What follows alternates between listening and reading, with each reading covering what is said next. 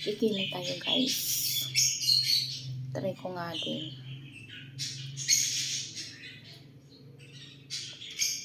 Lagay ako ng aking eyebrow. Pinapantay ko lang. Tapos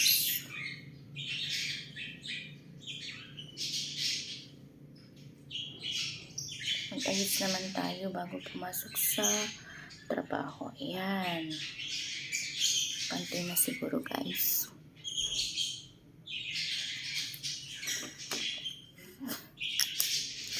Then, maglalagay ako ng konting foundation. Ay, nako. Ayan o, sira. Nalaglag.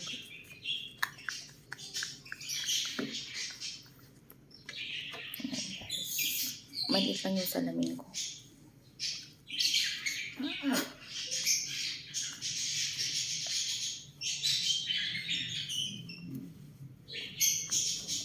Press powder lang tong nilalagay ko guys. Wala ko nilalagay na iba. Naglalagay ng foundation.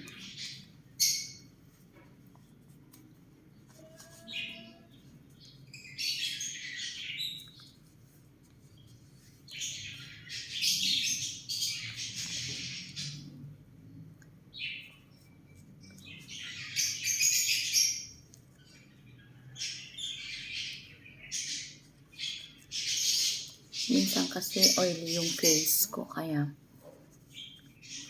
naglalagay ako ng konting press powder.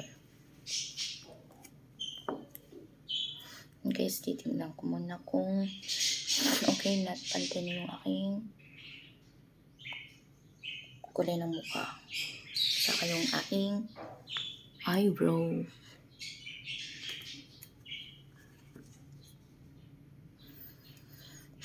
Okay guys, yan lang muna ngayon. Kasi nagpi-face mask naman ako kaya hindi muna ako maglalagay ng lipstick. Ano lang. Press powder to. Ano ba to? Ayaw nang maayos ah. Ang takip. Ayun guys. LA Girls itong ginagamit ko na press powder. Pero maganda siya. Natural lang yung ano, yung kulay niya. Kasing kulay lang ng aking balat. Ito naman guys is yan. Sa sale. Yung eyebrow ko. Ano yan kulay niya is light brown. Ito yung box niya. Sige guys.